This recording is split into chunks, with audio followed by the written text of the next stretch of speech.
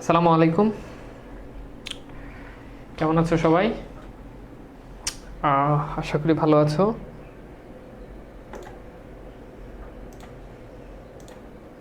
ওকে, সবাই একটু জয়েন করে ফেলো, আমরা শুরু করব আমাদের আজকের ক্লাস। খুবই গুরুত্বপূর্ণ টপিকের আজকের ক্লাস হতে যাচ্ছে। তো সব কিছু ঠিকঠাকভাবে দেখা যাচ্ছে কিনা এবং সাউন্ডটা ক্লিয়ার আছে কিনা আমাকে একটু জানাবা। আসসালামু আলাইকুম। ওয়ালাইকুম সালাম। ঠিক আছে, ওকে, ভেরি গুড। তো আজকে আমরা আমাদের একটা গদ্য এবং হচ্ছে একটা পদ্য নিয়ে আজকের ক্লাসে আমরা আলোচনা করব। অ্যান্ড সেটা হচ্ছে আমাদের এই সোনার তরী কবিতাটা নিয়ে আমরা আলোচনা করব। ওকে,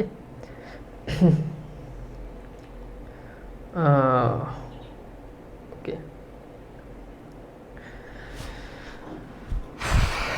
সবাই একটু জয়েন করে ফেলো।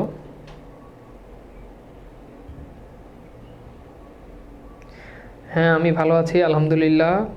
আশা করি তোমরাও ভালো আছো।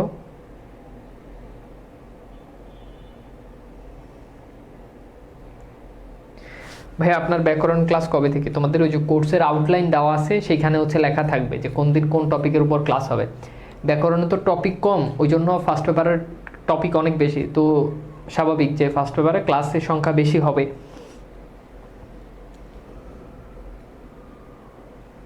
ঠিক আছে, ওকে।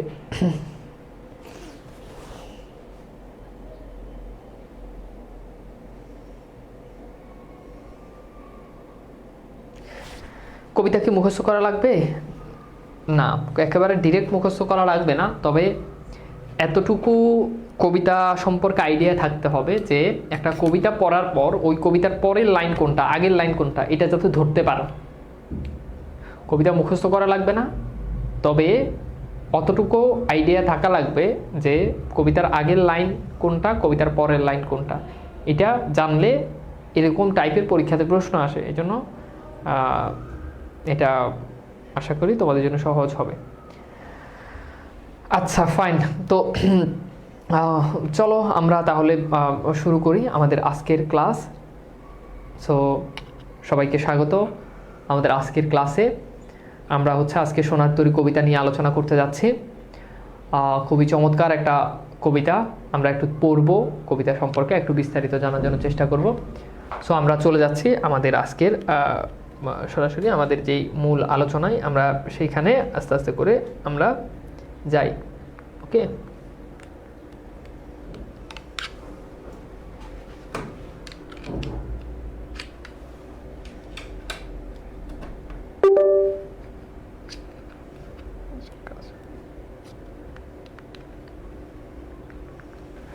ওকে। তো চলো তাহলে আমরা শুরু করি। সো সোনার তরী কবিতা পড়তে গেলে প্রথমে আমাদেরকে বেসিক জিনিসগুলো মনে রাখতে হবে। আমাকে যদি বলা হয় যে ভাইয়া সোনার তরী কবিতার ইম্পর্টেন্ট একদম মানে 3 স্টার যুক্ত ব্যাপার কোনগুলো, সো আমি বলবো এই চার্টটা থেকে বিগত সালে অনেকবার এমসিকিউ আসছে। অ্যান্ড এই চার্টটা জাস্ট তুমি একবার দেখে বলো যে এই চার্টটা যদি তোমার যদি ক্লিয়ার থাকে বা এই চার্টটা সম্পর্কে তোমার যদি আইডিয়া থাকে, তাহলে বলো তো কবিতাটা অনেক ইজি না? আমরা জানি আমাদের এই যে সোনার তরী কবিতা, এটা একটা রূপক কবিতা। হ্যাঁ, রূপক কবিতা কি? রূপক কবিতা হচ্ছে যেখানে লেখক বলতেছে একটা জিনিস কিন্তু এইটার আলাদা আরেকটা অর্থ আছে, অর্থাৎ যেটাকে আমরা বলতে পারি 2 ধরনের অর্থ। সো একটা হচ্ছে আক্ষরিক অর্থ, একটা হচ্ছে আক্ষরিক অর্থ। যেমন দেখো, আক্ষরিক অর্থ, এই আক্ষরিক অর্থটা কি? যেটা স্বাভাবিক অর্থ। সে ধরো কৃষক মানে কি? কৃষক মানে আমরা বুঝি যে চাষ করে তাকে কৃষক বলে, তাহলে যে চাষ করে এই কৃষকের, এটা হচ্ছে আক্ষরিক অর্থ। কিন্তু দেখো, এই কৃষক বলতে কবিতা আসলে বোঝানো হচ্ছে শিল্প স্রষ্টা কবিকে বোঝানো হচ্ছে। তাহলে এই কবিতায় কৃষক বলতে কবি নিজেকে বুঝিয়েছেন। কাকে বুঝিয়েছেন বলো তো ভাইয়া? কবি নিজেকে বুঝিয়েছেন। আচ্ছা, আর মাঝি বলতে কি বুঝিয়েছেন? মাঝি বলতে বুঝিয়েছেন মহাকালকে। মাঝি বলতে কি বুঝিয়েছেন? মহাকালকে। খুবই ইম্পর্টেন্ট। তাহলে সোনার তরী কবিতায় কৃষক বলতে সাধারণ অর্থে আমরা বুঝি যে চাষ করে তাকে কৃষক বলে। ঠিক আছে, যে চাষ করে তাকে কি বলে? তাকে কৃষক বলে। এতটুকু পর্যন্ত আমরা জানি। এখন ভাইয়া খেয়াল করে দেখো, মাঝি মানে কি? যে নৌকা চালায়, এটা আমরা জানি। কিন্তু এখানে বলতেছে যে কবিতায় যে অর্থে ব্যবহৃত হয়েছে, তাহলে কবিতায় মূলত মহাকালকে বুঝিয়েছেন, মাঝি বলতে মহাকালকে বুঝেছেন। আর সোনার ধান মানে কি? কবির সৃষ্টি সম্ভার, অর্থাৎ আরো যদি সহজে বলি, কবির যে সাহিত্য কর্ম, এই সাহিত্য কর্মগুলোকেই বলা হয়েছে কি? সোনার ধান। তাহলে কবির সাহিত্য কর্মকেই বলা হয়েছে সোনার ধান। ওকে, আচ্ছা, এরপর আসো সোনার তরী। তরী শব্দের অর্থ কি? তরী শব্দের অর্থ হচ্ছে নৌকা। এখন আক্ষরিক অর্থে সোনার তরী দ্বারা কি বুঝায় বলো তো? যে আমরা একটা নৌকাকে কল্পনা করব, এমন একটা নৌকা যেই নৌকাটা স্বর্ণ দিয়ে তৈরি, অর্থাৎ যেই নৌকাটা সোনা দিয়ে তৈরি। কিন্তু ভাবার্থ হচ্ছে, সোনার তরী কবিতার ভাবার্থ হচ্ছে চিরায়ত শিল্পলোক। সোনার তরী কবিতায় সোনার তরী দ্বারা বোঝায় চিরায়ত শিল্প লোক। আর মেঘ বলতে বোঝানো হচ্ছে প্রতিকূলতার প্রতীক, অর্থাৎ খুব খারাপ সময়, সেই অবস্থাকে মেঘ দ্বারা বোঝানো হচ্ছে। ছোট ক্ষেত দ্বারা বোঝানো হচ্ছে মানুষের জীবনের পরিধি। আবার বলছি, তুমি এই জিনিসগুলো তোমাকে কেউ পড়াবে না, তুমি এই জিনিসগুলো কোথাও পাবা না। ওকে, আমি প্রত্যেকটা জিনিস খুব সহজ করে বোঝানোর জন্য তোমাদের জন্য সবকিছু রেডি করে রেখেছি। ওকে, আচ্ছা, তাহলে দেখো তো যে ছোট ক্ষেত বলতে বোঝানো হচ্ছে কি? মানুষের জীবনের পরিধি। আর বাঁকা জল দ্বারা বোঝানো হচ্ছে অনন্ত কালস্রোতের প্রতীক। ওকে, আর কুল দ্বারা বোঝানো হচ্ছে ইহজগৎ। এখন আমি তোমাদেরকে একটু 1 মিনিট একটু সময় দিই, 60 সেকেন্ড। এই 60 সেকেন্ড তোমরা একটু দেখো যে কোনটার মানে কি, অর্থাৎ কবিতায় কোনটা দ্বারা কি বোঝাচ্ছেন, এটা একটু ভালো করে পড়ো, দেন আমরা সামনে আগাবো। ওকে, সো এইটা একটু ভালো করে সবাই প্লিজ একটু ভালো করে পড়ো, তারপর হচ্ছে আমরা একটু সামনে আগাইতে পারবো। বুঝছো? ওকে, বুঝতে পেরেছ? আমার কথা বুঝলে তাহলে আমাকে বলবা, তাহলে আমাদের জন্য বুঝতে সুবিধা হবে। ওকে, আচ্ছা, তো আমি একটু সময়, বইতে আছে না? না, বইতে এইভাবে নাই, মানে কোনটা দ্বারা লেখক কি বুঝায় এটা তোমার মূল বইতে নাই। এর আগে কয়টা স্লাইড হয়েছে? এটাই প্রথম স্লাইড। তো আমি একটু সময় দিচ্ছি যে সোনার তরী কবিতায় কোনটা দ্বারা কোনটাকে বোঝাচ্ছে, এটা 1 মিনিট একটু পড়ো, পরে কমেন্টে লিখো ডান, তাহলে আমি বুঝতে পারবো।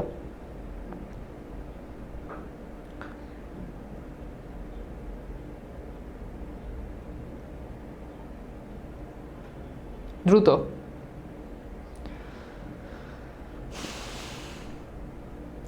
এটা প্রথম স্লাইড, হ্যাঁ, এটা প্রথম স্লাইড, সমস্যা নাই। এখানে বোঝাচ্ছি যে সোনার তরী কবিতায় কোন শব্দটা দ্বারা কি বোঝানো হয়েছে, ওইটা একটু পরেই আমরা কবিতা পড়ব।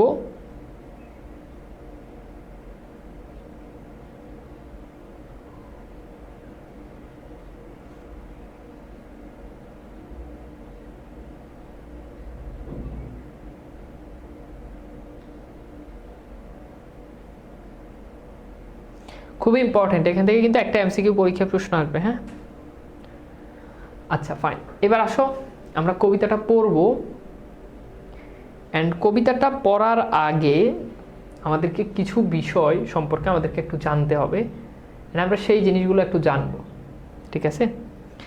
আচ্ছা, তা একটু খেয়াল করে দেখো, এখানে আমি ওইটাই চিন্তা করতেছি যে আসলে ওকে, এখান থেকে আমরা পড়ব।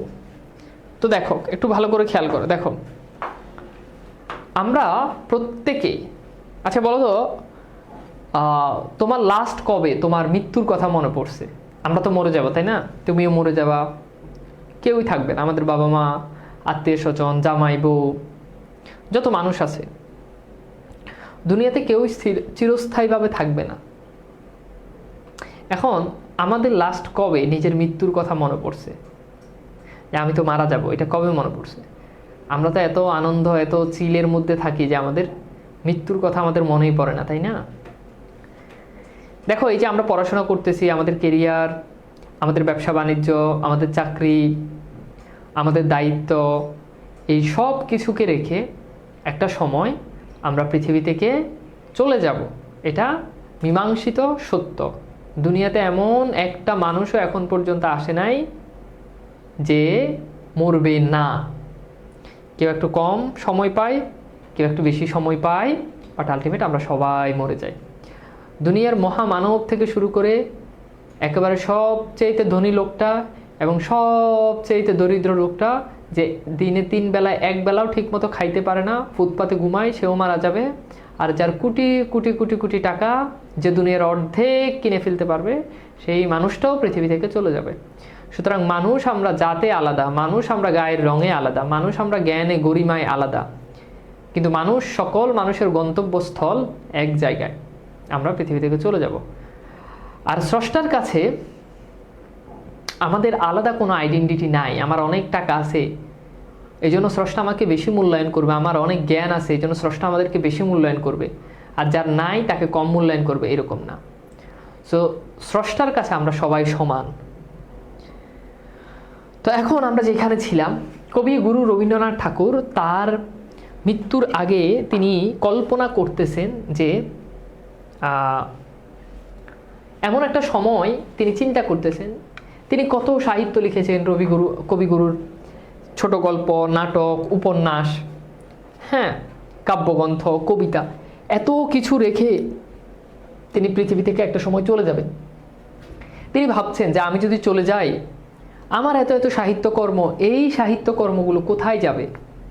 কার কাছে এই সাহিত্যকর্মের ভার আমি দিয়ে যাব? আমি তো পৃথিবী থেকে চলে যাব, একটা প্রজন্ম আমাকে মনে রাখবে।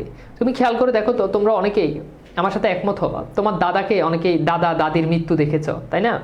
বা দাদা দাদির বাপেরও, মানে দাদা দাদির বাপরে কেউ স্বাভাবিক দেখে নাই হয়তো, বাট দাদা দাদির মৃত্যু অনেকেই দেখছো, অনেকেই বাবা মায়ের মৃত্যু দেখছো। যখন দাদা দাদি মারা যায়, বা বাবা মা যখন কারো যদি মারা যায়, হ্যাঁ, অনেকের আছে আলহামদুলিল্লাহ দাদা দাদি, মা বাবা বা নানা নানি, অনেকে আছে যারা মারা গেছে। দেখো, প্রথম অনেক দিন, প্রথম 1 সপ্তাহ 15 দিন আমাদের মধ্যে আমরা খুব আবেগপ্রবণ, তাদের স্মৃতি আমরা ভুলে থাকতে পারি না। কিন্তু দেখো, সময়ের সাথে সাথে আজকে কিন্তু আমরা এসে ঠিকই তাদেরকে ভুলে গেছি। সেই সময় আমার প্রতি 24 ঘন্টায় তাদের কথা মনে পড়তো, আমার বাবা মার কথা, আমার দাদা দাদির কথা, নানা নানির কথা, বা আমার কোনো ভাই বোন যেই মারা গেছে। কিন্তু সময়ের পরিবর্তনের সাথে সাথে আমরা কিন্তু তাদের স্মৃতি ভুলে গেছি। এই জন্য দুনিয়াতে আসলে কেউ কারোর জন্য মরে যায় এরকমটা হয় না। একটা সময় গিয়ে আমাদের স্মৃতির উপর ধুলো পড়ে যায়, অ্যান্ড আমরা আস্তে আস্তে স্মৃতিগুলো ভুলতে থাকি। এটাই তো বাস্তবতা, তাই না? এখন যেখানে ছিলাম, তো কবিগুরু সেই চিন্তাটাই করলেন যে আমি যদি মারা যাই, আমার এত এত সাহিত্যকর্ম, এই সাহিত্যকর্মগুলো, এগুলো কি আস্তে আস্তে পৃথিবী থেকে হারিয়ে যাবে? মানব সমাজের মধ্যে আমার এই সাহিত্যকর্মগুলো কি থাকবে? তখন কবি তার এই সাহিত্যকর্মকে, কবি তার সাহিত্য সম্ভারকে একটা ফসলের সাথে তুলনা করেছেন। কিসের সাথে বলো তো? একটা ফসলের সাথে তুলনা করেছেন। কৃষক যেমন ফসল ফলায়, তেমনি কবি তার এই সাহিত্যকর্মগুলো একটা ফসলের সাথে তুলনা করেছেন, যেখানে কবি নিজেই কৃষক এবং কবি নিজেই সেই ফসলগুলো কি করেছেন? তৈরি করেছেন। কবিগুরু সেই ফসলগুলো তৈরি করেছেন। তিনি একটা মাঝির অপেক্ষা করতেছেন, তখন প্রতিকূল অবস্থার মধ্য দিয়ে সেই মাঝি আসবে এবং তার এই যে সোনার ধানগুলো আছে, তার যে সাহিত্যকর্মগুলো আছে, সেগুলোর দায়িত্ব নেবে এবং তিনি একটু নিশ্চিন্ত হবেন। তো এই জন্য কবিতাটা লেখা হয়েছে। মনে রাখবা, কবিতাটা সোনার তরী কবিতার কাব্যগ্রন্থের অন্তর্গত। যেটা কবিতার নাম সেটাই কাব্যগ্রন্থের নাম, এবং এটি মাত্রাবৃত্ত ছন্দে রচিত। পরীক্ষাতে প্রশ্ন আসবে এটি কোন ছন্দে রচিত, উত্তর হচ্ছে এটা হচ্ছে মাত্রাবৃত্ত ছন্দে রচিত। ফাইন, চলো আমরা শুরু করি আমাদের কবিতা পাঠ। গগনে গগনে গরজে মেঘ ঘন বর্ষা, কুলে একা বসে আছি নাহি ভরসা, রাশি রাশি ভাড়া ভাড়া ধান কাটা হলো সারা, ভরা নদী ক্ষুরো ধারা খর পরশা, কাটিতে কাটিতে দান এলো বর্ষা। তো দেখো, আমরা একটু দেখি। গগন মানে হচ্ছে আকাশ। গগন মানে কি বলো? আকাশ। আচ্ছা, গরজে মানে কি? গর্জে উঠে, ঘন মেঘ। তাহলে দেখো, আকাশে গর্জন করে কে? আকাশে গর্জন করে মেঘ। গণ বর্ষা, গণ শব্দের এই অর্থ হচ্ছে তুমুল বর্ষা। তুমুল বর্ষাকে বুঝাতে এটা বোঝানো হয়েছে। বা একেবারে কালো রং, মানে প্রকৃতি একেবারে কালো রঙে ছেয়ে গেছে। তাহলে দেখো, আকাশে মেঘ গর্জন করতেছে, হ্যাঁ, কখন? তুমুল বর্ষার মধ্যে।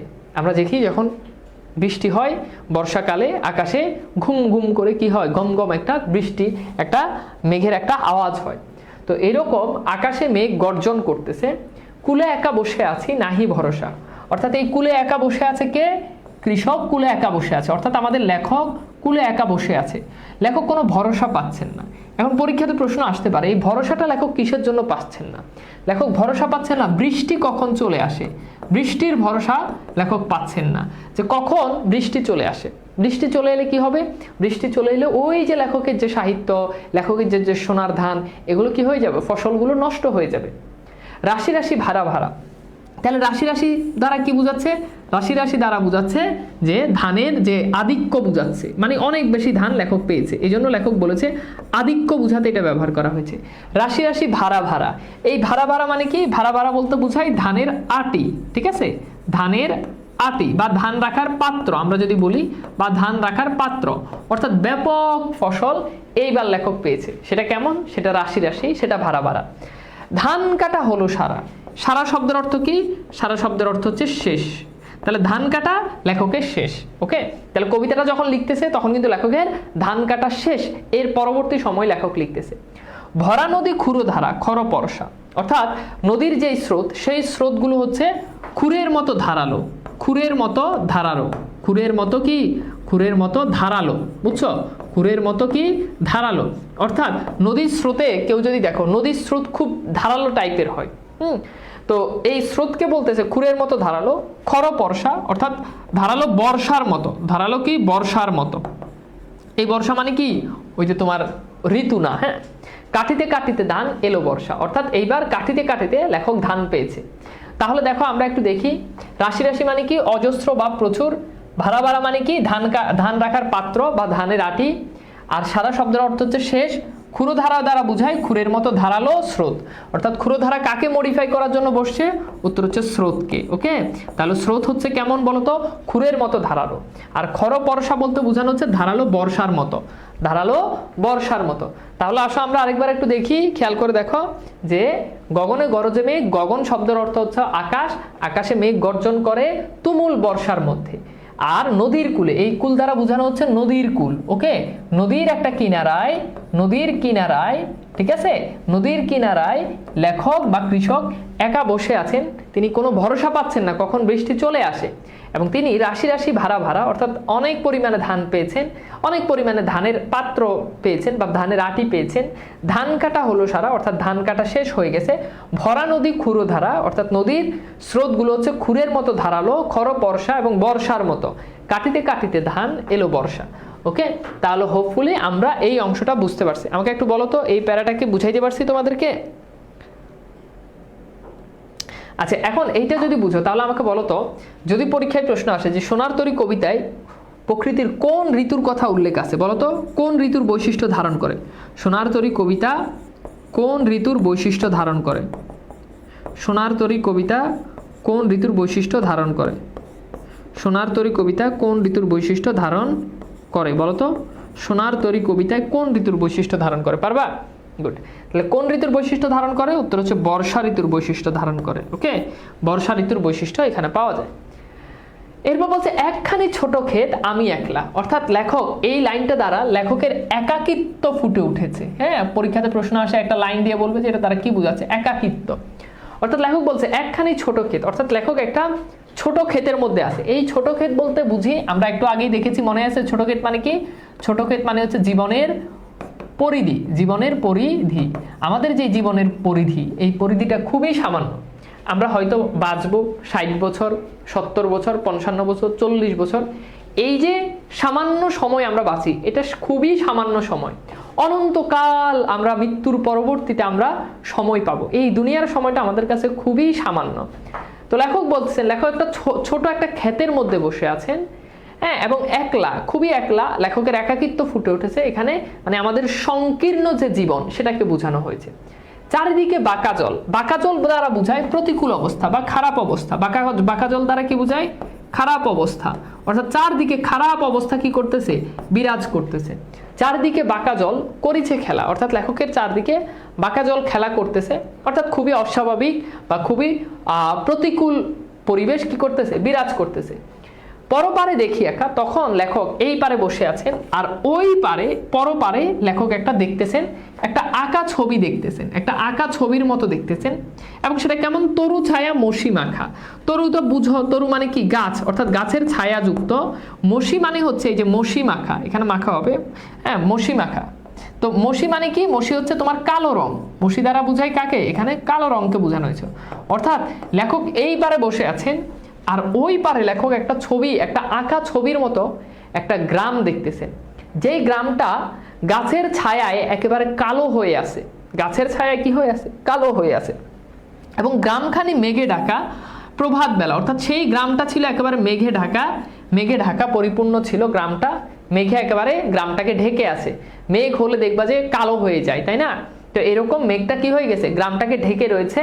এবং কখন সেই দৃশ্যটা কবি দেখেছেন, প্রভাত বেলা, অর্থাৎ সকালে কবি সেই দৃশ্যটা খেয়াল করেছেন। তাহলে গ্রামের সকালের দৃশ্য বর্ণনা করা হয়েছে। লেখক একটা আঁকা ছবির মতো একটা গ্রাম দেখতেছেন, যেখানে তরু ছায়া মসি মাখা মানে কি, যে গাছের ছায়ায় একেবারে কালো হয়ে আছে, গ্রামখানি মেঘে ঢাকা প্রভাত বেলা, অর্থাৎ সকাল বেলায় সেই গ্রামটা একেবারে কি হয়ে আছে, কালো হয়ে আছে। ওকে, তো এখানে দেখো বাঁকা জল মানে হচ্ছে খারাপ অবস্থা। বাঁকা জল দ্বারা বোঝায় সাধারণত উত্তাল ঢেউগুলো, এগুলোকে বলে বাঁকা জল, অর্থাৎ বোঝাচ্ছে যে প্রতিকূল অবস্থা। ওকে, আচ্ছা, এরপর দেখো এই পারে তো ছোট ক্ষেত, আমি একলা, আর লেখক এই পারে একটা ছোট ক্ষেতের মধ্যে লেখক একলা বসে আছেন।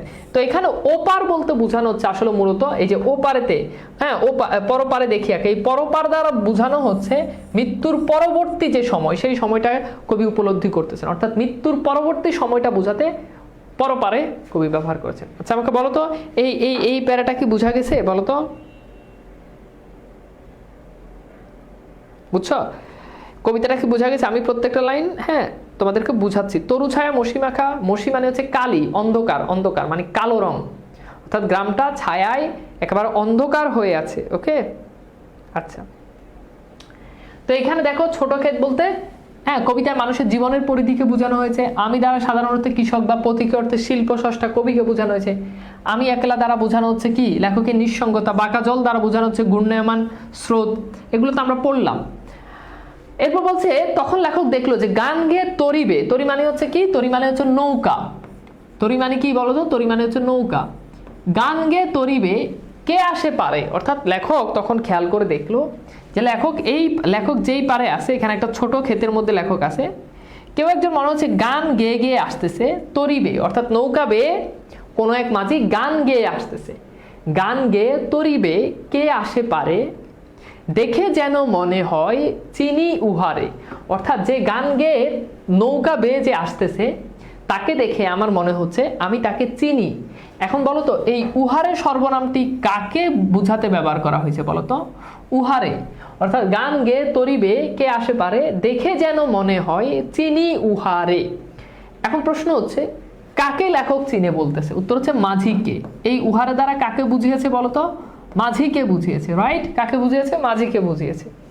এরপর হচ্ছে ভরা পালে চলে যায়, কোনো দিকে নাহি যায়। একেবারে ভরা পালের সাথে সে কি করতেছে?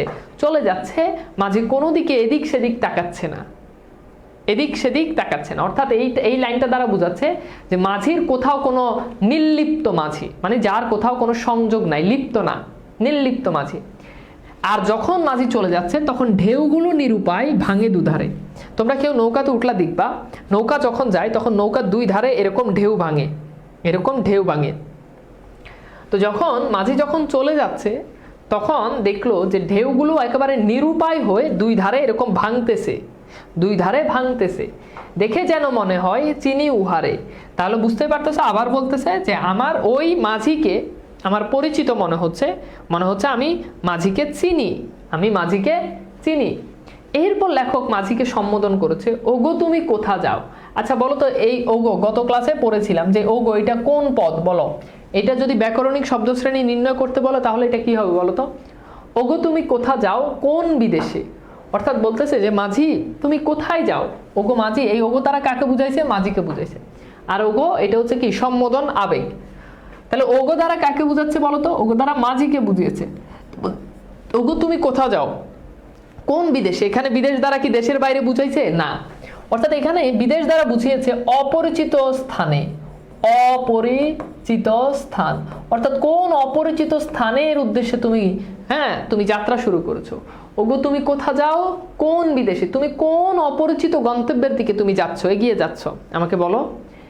বারেক ভিড়াও তরি কুলেতে এসে, বারেক এই লাইনটার মানেটা একটু বুঝো। দেখো ধরো আমি বললাম 1 + বার, তাই না? 1 + বার তাহলে কি দাঁড়ালো? একবার। 1 + বার তাহলে কি দাঁড়ালো? একবার। এবার বারকে আমি যদি প্রথমে আনি, বার যোগ 1, ঠিক আছে, তাহলে এইটাকে আমরা একসাথে লিখতে পারি বারেক। তাহলে বার যোগ এক বারেক। তাহলে বুঝছো এই বারেক শব্দের অর্থটা কি? তাহলে বারেক শব্দের অর্থ হচ্ছে একবার। বারেক শব্দের অর্থ হচ্ছে কি?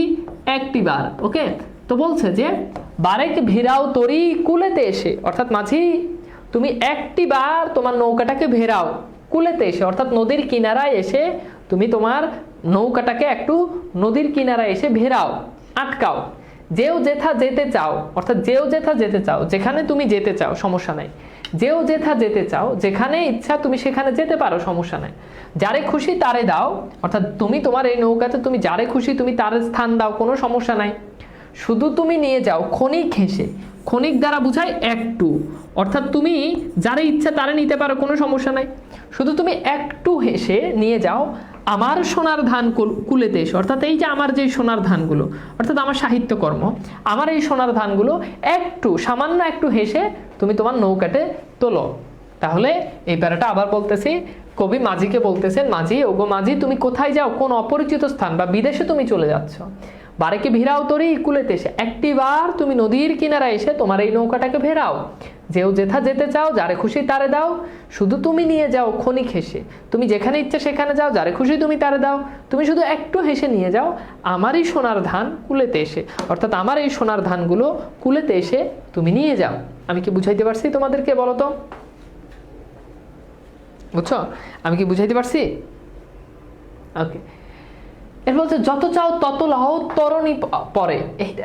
এটা আমি একবার কলেজে পড়াচ্ছিলাম, তো পোলারে বললাম যে মানে ওরা বলছে সোনাতরী কবিতা পড়ার জন্য, তো ও পড়তেছে যত চাও তত লও তরুণীর উপরে। ও পড়তেছে তরুণীর উপরে। এখন যদি পরে তরুণীরে যদি পড়ে যে তরুণীর উপরে, হ্যাঁ, তাহলে কেমন হয় বলো? তরুণীর উপরে যত চাও তত লও, এটা কি হয়? না। তো এটা হচ্ছে তরণী। তরণী বলতে বোঝায় কাকে? নৌকাকে। আর এই যে এখানে দেখো একটা ঊর্ধ্বকমা আছে, এই ঊর্ধ্বকমাটা দ্বারা বোঝাচ্ছে এখানে একটা ও আছে, তার মানে এটা দ্বারা কি? উপরে। অর্থাৎ যত চাও তত লাও তুমি তোমার এই কিসের উপরে? তরুণী না, এটা কি? তরুণীর উপরে। মানে তুমি তোমার নৌকার উপরে যত ইচ্ছা তুমি তত এই সোনার ধানগুলো তুমি নাও, অর্থাৎ আমার এই ফসলটা তুমি তোমার নৌকার উপরে উঠাও। আর আছে আর নাই দিয়েছি ভরে। বলছে কি আর আছে? বললো আর নাই। সবকিছু কি করছে? নৌকাতে ভরে দিয়েছে, সবকিছু নৌকাতে তুলে দিয়েছে। এতকাল নদী কূলে যাহা লয় ছিনু বুলে সকলই দিলাম তুলে থরে বিথরে। এতকাল নদী কূলে, অর্থাৎ এতদিন নদীর কিনারায় জাহালয় ছিনু বুলে। এই জাহালয় ছিনু বুলে মানে যা কিছু ছিল, যা কিছু ছিল। ওকে, এতকাল নদীর কূলে যা কিছু আমি নিয়েছিলাম বা যা কিছু ছিল সকলই দিলাম তুলে। সকলই মানে হচ্ছে সব কিছু তুলে দিলাম থরে বিথরে। থরে বিথরে দ্বারা বুঝায় সাজিয়ে গুছিয়ে বা বিন্যস্ত করে, সাজিয়ে গুছিয়ে, বা বলা যায় যে কি সাজিয়ে গুছিয়ে বা স্তরে স্তরে। অর্থাৎ আমার যা কিছু ছিল সব কিছু আমি কি করলাম? স্তরে স্তরে সাজিয়ে গুছিয়ে আমি নৌকাতে তুলে দিলাম। এখন আমার লহ করুণা করে। এই লহ মানে হচ্ছে নাও। লহ মানে কি? নাও। অর্থাৎ আমার যা কিছু ছিল আমি সব কিছু কি করলাম? এই নদীর এই নৌকার উপরে আমি তুলে দিলাম। এখন তুমি আমাকে করুণা করে নাও। তাহলে কি দাঁড়ালো? যে আর আছে আর নাই, যা কিছু ছিল সবকিছু নৌকার উপর তুলে দিছে। এখন লেখক বলতেছে যে এখন আমার লহ করুণা করে। ওকে ফাইন, এবার তুমি আমাকে একটু করুণা করে। তাহলে কেমন করে নিতে বলছে? করুণা করে, দয়া করে। করুণা করে দ্বারা কি বুঝায় বলো তো? দয়া করে। এখন তুমি আমাকে দয়া করে একটু তুমি তোমার নৌকাতে নাও। তাহলে বুঝতে পারতো সেখানে তরণীর উপর দ্বারা বুঝায় নৌকার উপর। লয় মানে কি? নিয়ে। ছিনু মানে ছিলাম। থরে ভিতর মানে লহ মানে নাও। করুণা মানে দয়া। এগুলো তো পড়াইলাম। এরপর এবার কৃষক বলতেছে, মাঝি বলতেছে ঠাই নাই ছোট সে তরি। অর্থাৎ জায়গা নাই। ঠাই নাই মানে কি? জায়গা নাই। অর্থাৎ ওই নৌকাতে আর জায়গা নাই। মাঝি বলতেছে জায়গা নাই বাবা, জায়গা নাই। ছোট সে তরি, অর্থাৎ ওই নৌকাটা ছিল ছোট, আমারই সোনার ধানে গিয়েছে ভরে। তাহলে লেখকের সোনার ধানে কি হয়েছে? নৌকা ভরে গিয়েছে। ঠাই নাই ছোট সে তরি, নৌকাতে আর জায়গা নাই। লেখকের এত সাহিত্যকর্ম যে এগুলোই কি হয়েছে? তার নৌকাটা একেবারে কি হয়েছে? পরিপূর্ণ হয়ে গেছে। শ্রাবণ গগন গিরে। এই যে দেখো শ্রাবণ গগন। গগন মানে কি মনে আছে? গগন মানে হচ্ছে আকাশ। গগন মানে কি বলতো? গগন মানে আকাশ। তাহলে শ্রাবণ গগন গিরে। শ্রাবণ গগন গিরে মানে কি? মানে শ্রাবণের আকাশ জুড়ে ঘন মেঘ ঘুরে ফিরে। এই ঘন দ্বারা বুঝায় কালো। ঘন দ্বারা কি বুঝায়? কালো। অর্থাৎ শ্রাবণের আকাশে কালো মেঘ ঘোরাফেরা করতেছে। দেখবা যখন বৃষ্টি আসবে আকাশে কিন্তু মেঘ ঘোরাফেরা করে। মেঘ এখান থেকে এইখানে, এখান থেকে এইখানে। তো এরকম বলতেছে যে যে শ্রাবণের আকাশে কালো মেঘ এমন কি করতেছে, ঘোরাফেরা করতেছে। শূন্য নদীর তীরে রহিনু পরি, যাহা ছিল নিয়ে গেল সোনার তরী। তখন লেখক শূন্য নদীর তীরে, এই খালি নদীর তীরে লেখক একা পড়ে রয়েছে, একলা, ঠিক আছে, লেখক একলা পড়ে রয়েছে এবং তার যা কিছু ছিল সব কিছু নিয়ে গেল, ওই সোনার তরী নিয়ে গেল। অর্থাৎ এটা দ্বারা বোঝাচ্ছে যে লেখক নিঃসঙ্গ থেকে গেল। আমরা একটা সময় আমরা পৃথিবী থেকে চলে যাব, তো মানুষ যা করে যাবে সেটা মানুষের কর্ম পৃথিবীতে রয়ে যাবে, কিন্তু মানুষ পৃথিবী থেকে চলে যাবে। তাহলে শেষ পর্যন্ত আমরা দেখলাম যে ওই নৌকাতে আর জায়গা ছিল না, মাঝি কৃষককে তুলতে পারে নাই, এবং যখন কৃষককে তুলতে পারে নাই, কৃষক তখন সেখানে পড়েছিল এবং সেই সোনার তরী কৃষকের সব কিছু নিয়ে চলে গেল। ঠিক আছে, আমি কি বুঝাইতে পারছি? প্রত্যেকটা লাইন বুঝাই দিছি, হোপফুলি ক্লিয়ার। বুঝতে পারছো? বলো তো, এখন যদি আমরা এমসিকিউ সলভ করতে চাই তাহলে বলো তো তোমরা কি পারবা? এখন যদি আমরা এমসিকিউ সলভ করতে যাই তাহলে তোমরা কি পারবা? বলো, পারবা? তো চলো আমরা এখন এমসিকিউ সলভ করি, দেখি যে পারি কিনা। সোনার তরী কবিতাটি বিদেশ শব্দটি কি অর্থে ব্যবহৃত হয়েছে বলো তো? তাহলে বিদেশ শব্দটি কি অর্থে ব্যবহৃত হয়েছে একটু বলো। পরলোক, অচেনা জগৎ, চিরায়ত শিল্পলোক, এরপর হচ্ছে মহাকাল। এটার উত্তর হচ্ছে চিরায়ত শিল্পলোক। ওকে, এই জিনিসগুলো কোনটা দ্বারা কি বোঝায় এটা একটু মনে রাখতে হবে। এরপর দেখো সোনার তরী কবিতায় কৃষককে তরিতে নিতে না চাওয়ার কারণ কি, অর্থাৎ কৃষককে কেন তরিতে নিতে পারেন নাই, মাঝি কেন কৃষককে তরিতে নিতে পারেন নাই। আচ্ছা, এখন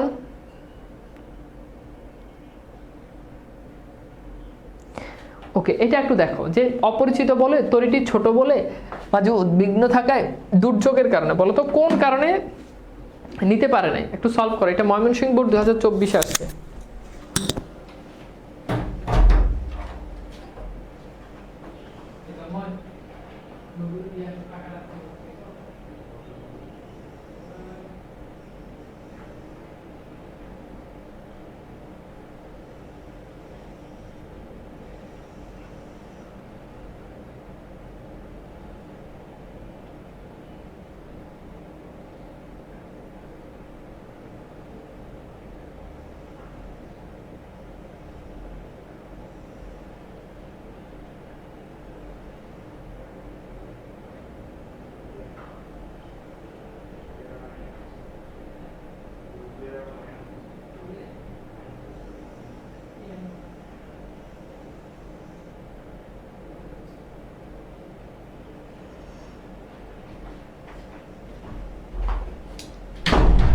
ওকে, তাহলে এটার উত্তর কি হবে? এটা তো সবাই পারবা। এটার উত্তর হচ্ছে তরিটি ছোট, এই জন্য নিতে পারে নাই। এর পাশে ময়মনসিংহ বোর্ড 2024 আসছে। সোনার তরী কবিতায় মাঝির আচরণে কি প্রকাশ পেয়েছে? ছলনার অভিনয়, চরম বাস্তবতা, নির্বিকারত্ব, নিরাসক্তি। এখানে খেয়াল করে, এখানে কিন্তু কৃষকের কথা বলে নাই, লেখকের কথা বলে নাই। ভালো করে খেয়াল করো, মাঝি কি করছে? মাঝি আমরা দেখলাম যে মাঝি কোনো দিকে তাকাচ্ছে না, কোনো দিকে নাহি চায়, সে নিজের মতো করে চলে যাচ্ছে। এটা কিন্তু আমি এই কোশ্চেনটার আনসার কিন্তু আমি যখন কবিতা পড়াইছি তখন কিন্তু আনসারটা দিয়ে দিছি। তাহলে এটা আসছে ময়মনসিংহ বোর্ড 2024। তাহলে আমরা একটু কোশ্চেনটা একটু সলভ করি যে লেখক আসলে কি বুঝিয়েছে, একটু খেয়াল করো। তাহলে সোনার তরী কবিতায় মাঝির আচরণে কি প্রকাশ পেয়েছে বলো? মাঝির আচরণে প্রকাশ পেয়েছে নির্বিকারত্ব এবং নিরাসক্তি, অর্থাৎ কোনো দিকে তার কোনো ওই যে কোনো দিকে নাহি চায়। তো এই লাইনটাই আসলে লেখকের মাঝির সম্পর্কে বসছে। ওকে, আচ্ছা, এরপর দেখো আমরা দেখি আবার ময়মনসিংহ বোর্ড 2024 আসছে। সোনার তরী কবিতায় সোনার ধান বলতে কি বোঝানো হয়েছে? তো এটাও তোমাদেরকে পড়াইছি, বলো তো কি হবে? তাহলে উত্তর হচ্ছে এটা কি হবে বলো তো? এটা হচ্ছে সৃষ্টি সম্ভার। হ্যাঁ, আচ্ছা, মানে লেখকের সাহিত্যকর্ম বা সৃষ্টি সম্ভার। তো সোনার তরী কবিতাটি কোন ছন্দে রচিত? এটা বরিশাল বোর্ড 2024, এটা তোমাদেরকে পড়াইছিলাম, মনে আছে?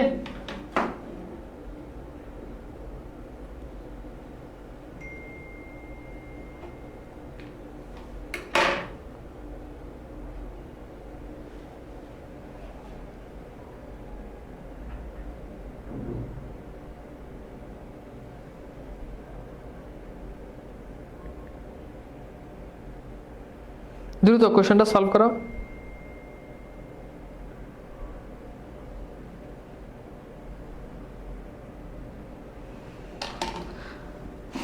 আচ্ছা, তো এটা হচ্ছে মাত্রাবৃত্ত ছন্দে রচিত। এবার দেখো সোনার তরী কবিতায় কবি রবীন্দ্রনাথ ঠাকুর কি ফুটিয়ে তুলেছেন? তাহলে কি ফুটিয়ে তুলেছেন? কৃষকের দুর্দশা, তারপর হচ্ছে প্রকৃতির বৈরী রূপ, মানব প্রেম, জীবন দর্শন। বলতো এটা কি হবে? দেখো এগুলো একেবারে 24-এর কোশ্চেন, রাজশাহী বোর্ড 2024-এ প্রশ্ন আসছে। তো এটা হচ্ছে জীবন দর্শন তুলে ধরা হয়েছে। হ্যাঁ, মানুষের জীবন দর্শন, আমরা একটা সময় পৃথিবীতে আসছি যে চরম বাস্তবতা আমরা চলে যাব এবং আমাদের এত এত এত এত অর্জন, এই জিনিসগুলো আসলে কোথায় যাবে এবং একটা সময় গিয়ে আমরা আসলে পড়ে থাকবো। নৌকা যেমন আমাদের লেখকের সব কিছু নিয়ে চলে গেছে, কিন্তু লেখক আবার একাই পৃথিবীতে পড়ে রয়েছেন। তো তার মানে বুঝতে পারতেছো, তো হচ্ছে জীবন দর্শন মূলত এখানে ফুটে উঠেছে। হাসান রাজা তার মর্মী গানের জন্য মানুষের হৃদয়ে বেঁচে আছেন আজও। তো এটা আসছে চট্টগ্রাম বোর্ড 2024। তাহলে এইখান থেকে আমরা কি বুঝলাম? এখান থেকে আমরা বুঝলাম যে মানুষ যখন মারা যাবে, মানুষ তার মারা গেলেও মানুষ কর্মের মাধ্যমে মানুষের কাছে মানুষ সারা জীবন বেঁচে থাকে কর্মের মাধ্যমে। ফাইন। তো এখন বলছে উদ্দীপকের মর্মী গানে সোনার কবিতায় কোনটির সঙ্গে তুলনা করা যায়? ভরা নদী, নৌকার মাঝি, সোনার তরী, সোনার ধান। তাহলে এটা তো ইজি কোশ্চেন, এটা তো সবার পারা উচিত। বলতো এটা কি হবে?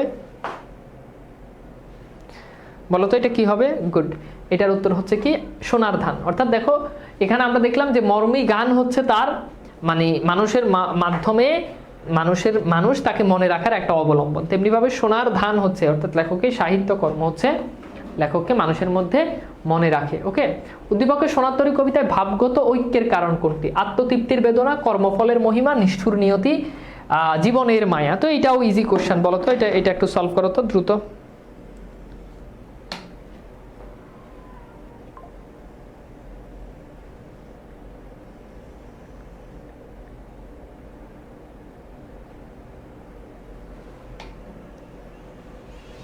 ওকে, তাহলে এটা হচ্ছে কর্মফলের মহিমা, তাই না? মানুষ কর্মের মাধ্যমে পৃথিবীতে বেঁচে থাকে। এরপর দেখো এটা হচ্ছে বরিশাল বোর্ড 2024। এপারেতে ছোটকেত আমি একলা, এই চরণটি আমি বলতে প্রতীকী অর্থে কাকে বোঝানো হয়েছে? তাহলে খেয়াল করো, উত্তর হচ্ছে মাঝিকে, উত্তর হচ্ছে কৃষককে, এরপর হচ্ছে কবিকে, এরপর হচ্ছে মহাকালকে। সেখানে কিন্তু একটা শব্দ বলছে, শব্দটা হচ্ছে যে প্রতীকী অর্থে। তো প্রতীকী অর্থে কৃষককে বোঝানো হয়েছে। হ্যাঁ, মানে দেখো আমি এটা এখানে কবিতায় কবি কিন্তু নিজেকে কবি হিসাবে প্রকাশ করে নাই, কবি নিজেকে কৃষক হিসাবে প্রকাশ করেছেন। এই ধরনের কোশ্চেনগুলো তোমাদেরকে বলা হয়। যদি বলতো ভাবার্থ কাকে বুঝিয়েছেন, সো ভাবার্থ বললে সেক্ষেত্রে কবি হইতো, বাট প্রতীকী অর্থে আসলে প্রতীক হিসাবে ব্যবহার করা হয়েছে কৃষককে। সো এটার উত্তর কৃষককে হবে। ওকে, আচ্ছা, রবীন্দ্রনাথ ঠাকুরের কাব্যগ্রন্থের নাম কোনটি? এটা লেখক পরিচিতি থেকে আসছে। এরপর হচ্ছে ধান কাটা হলো সারা, চরণটির মাধ্যমে কোন ভাব প্রকাশ পেয়েছে? অর্থাৎ ধান কাটা সম্পূর্ণ হয়েছে, বলছে কোন ভাব প্রকাশ পেয়েছে? তাহলে দেখো যে ফসলের কাজ সম্পূর্ণ হওয়া, কর্মের পরিণতি, কর্মময় জীবন, ফসল তোলার তারা। সো এটার উত্তর হচ্ছে কর্মের পরিণতি। এন্ড তোমরা অনেকেই এই কোশ্চেনটার উত্তর ক করবা। দেখো এখানে কিন্তু বলে দিছে যে ভাব প্রকাশ করেছে। এখন আক্ষরিক অর্থ তো আমরা সবাই বুঝলাম যে ধান কাটা শেষ হয়েছে, তাহলে ফসলের কাজ সম্পূর্ণ হয়েছে। সো এইটা তো হচ্ছে না, আমাকে বলছে ভাব প্রকাশ করেছে। সো ভাব হচ্ছে কর্মের পরিণতি, অর্থাৎ ধান কাটা শেষ, একটা সময় গিয়ে আমাদের কর্ম কি হয়ে যাবে? এই যে আমরা এত কর্ম করতেছি, এত কিছু করতেছি, লিখতেছি, পড়তেছি, আমরা এক একজন এক এক কাজে আসি, এই কাজের একটা সময় গিয়ে কি হবে? এন্ডিং আমাদেরকে টানতে হবে। ওকে, তার মানে উত্তর হচ্ছে কি কর্মের পরিণতি। আচ্ছা, এরপর বলছে সোনার কবিতা কবির আক্ষেপ নিচের কোন পাঙ্গুক্তিটার মাধ্যমে প্রকাশ পেয়েছে? আক্ষেপ বলতে তো বুঝো মানে কবির হতাশা, আমরা কোনো জিনিস না পাওয়ার একটা আক্ষেপ থাকে, ইস যদি এটা আমি পেতাম। সো এটা হচ্ছে আক্ষেপ। তাহলে আমারই সোনার দানে গিয়েছে ভরি, এখন আমার লহ করুণা করে, গগন গরজে মেঘ ঘন বর্ষা, যাহা ছিল নিয়ে গেল সোনার তরী। সো খুবই ইম্পর্টেন্ট একটা কোশ্চেন, অ্যান্ড হোপফুলি তোমরা এই কোশ্চেনটার আনসার করতে পারবা। অর্থাৎ কোন চরণটার মাধ্যমে আক্ষেপ প্রকাশ পেয়েছে? বলো তো কোন চরণটার মাধ্যমে আক্ষেপ প্রকাশ পেয়েছে?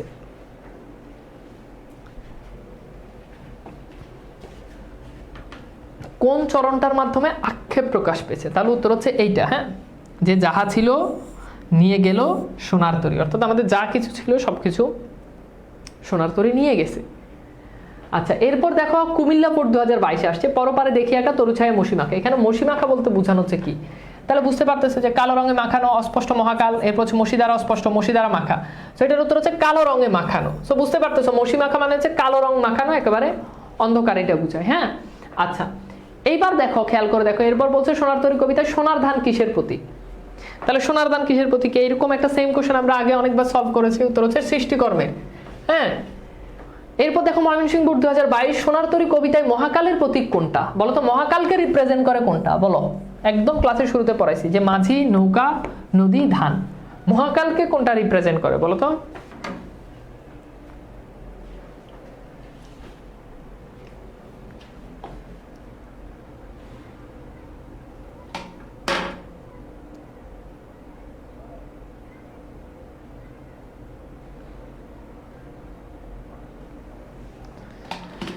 আচ্ছা, ভেরি গুড। তাহলে এটার উত্তর হচ্ছে মাঝি। এটার উত্তর কি? মাঝি। হ্যাঁ, আচ্ছা, ভেরি গুড। এরপর দেখো সোনার তরী কিসের প্রতীক? তো এটাও পারবা যে সোনার তরী জীবনের প্রতীক। আচ্ছা, এরপর দেখো সোনার তরী কবিতায় যারে খুশি তারে দাও উক্তিটি প্রকাশ পেয়েছে অনন্ত মহাকাল অসীম, সৃষ্টির মাঝে বাঁচার আকুতি, সৃষ্টির প্রতি গভীর ভালোবাসা। তো এটার উত্তর হচ্ছে 2 এবং 3। একটু ভালো করে খেয়াল করো, খুবই সিম্পল কোশ্চেন, যে যারে খুশি তারে দাও। সো এটা দ্বারা কি মহাকাল অনন্ত অসীম এরকম কিছু বুঝায় না, মানে সৃষ্টির মাঝে বাঁচার আকুতি। হ্যাঁ, যারা খুশি তারে দাও, খালি তুমি আমারে নাও। মেইন কথাটা কি, যে তুমি যারা ইচ্ছে তারে নাও, যারা খুশি তারে দাও, তুমি খালি আমারে নাও, এটাই হবে। তার মানে বাঁচার আকুতি। এরপর হচ্ছে সৃষ্টির প্রতি বিশাল ভালোবাসা, গভীর ভালোবাসা, এই যে বাঁচতে চাওয়ার প্রতি বা সৃষ্টির মধ্যে থাকার প্রতি যে গভীর ভালোবাসা, এটা। ঠিক আছে, তাহলে এটার উত্তর হচ্ছে আমাদের কি বলতো? এটার উত্তর হচ্ছে আমাদের 2 এবং 3। এটার উত্তর আমাদের কি বলতো? এটার উত্তর হচ্ছে আমাদের 2 এবং 3। আচ্ছা, এরপর আসো আমরা একটা বহুপদী অভিন্ন তথ্যভিত্তিক প্রশ্ন উত্তর দেখি। কুমিল্লা বোর্ড 2022 আসছে। তো কোশ্চেনে কি বলা হচ্ছে খেয়াল করে দেখো। কোশ্চেনে বলছে যে শিক্ষক বাংলাদেশের একটি নান্দনিক স্থাপত্যকর্মের নাম বলো। এরপর শিক্ষার্থীরা বললো যে জাতীয় সংসদ ভবন। তখন শিক্ষক আবার বললেন যে সংসদ ভবনের স্থপতি কে? তখন শিক্ষার্থীরা বললো জানি না স্যার। শিক্ষক লুই আইকান, অর্থাৎ সংসদ ভবনের যে স্থপতি তার নাম হচ্ছে লুই আইকান। দেখো, তোমরা সৃষ্টিকে চেনো, স্রষ্টাকে চেনো না। তার মানে মানুষ সৃষ্টিকে চেনে, কিন্তু জিনিসটাকে তৈরি করছে সেটা আমরা। যেমন আমরা একটা মুভি দেখি, আমরা একটা নাটক দেখি, ওই নাটকটা আমাদের কাছে অনেক ভালো লাগে, নাটকটাকে আমরা মনে রাখি, মুভিটাকে আমরা মনে রাখি, কিন্তু মুভিটা কে লিখেছেন, মুভিটার ডিরেক্টরকে, নাটকটার ডিরেক্টরকে, সেটা আমরা মনে রাখি না। তো এখন কথা হচ্ছে যে উক্ত সংগতির বিপরীতে সোনার তরী কবিতার অন্তর্নিহিত ভাবদর্শন কোনটি? এখানে একটু মিস্টেক আছে। আচ্ছা, তো দেখো এরপর বলছে উদ্দীপকে লুই আইকান সোনার তরী কবিতায় কিসের সাথে তুল্য? তাহলে লুই আইকান হচ্ছে কি? স্রষ্টা। তাহলে স্রষ্টার সাথে কি সোনার ফসল, কৃষক, মহাকাল, ছোট ক্ষেত, কোনটা হবে বলো তো?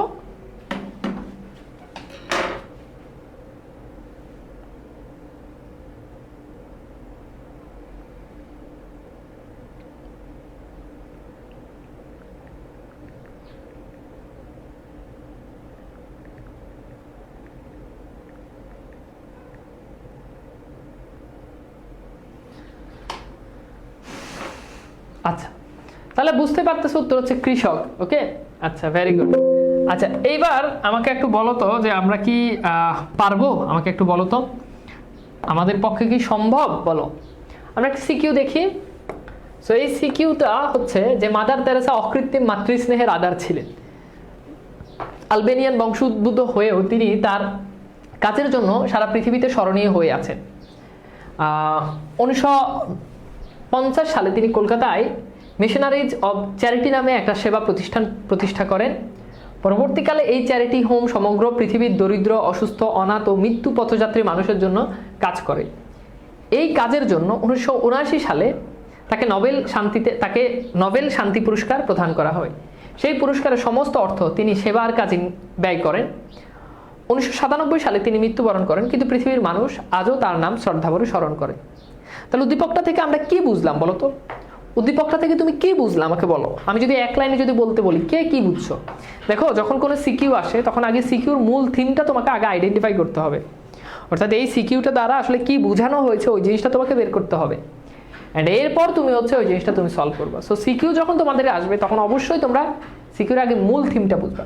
তাহলে এইখানে থিমটা কি? এখানে থিমটা হচ্ছে কর্মের মাধ্যমে মানুষ, হ্যাঁ, মরে